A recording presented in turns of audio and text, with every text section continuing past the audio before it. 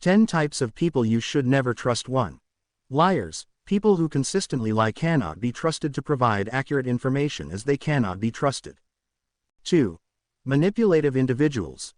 Persons who manipulate or abuse others by deceiving them or exploiting them can be dangerous and untrustworthy. 3. People with a history of breaking promises. People who make commitments but fail to keep them cannot be trusted in the future. 4.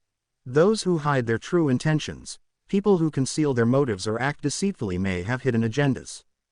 5. People who engage in unethical behavior. A person who disregards ethical standards or is immoral can never be trusted to act responsibly. 6. Those with a history of deceit or cheating. It is impossible to trust someone with a history of deceit or cheating. 7. Individuals who prioritize their interests over others. People who place their interests above the well-being of others cannot be trusted to act altruistically. 8. People with a history of abusive behavior.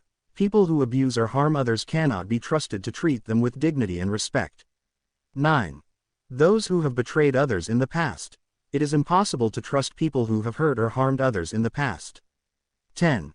People who do not respect boundaries. Those who do not respect others' personal or professional boundaries cannot be trusted to act respectfully.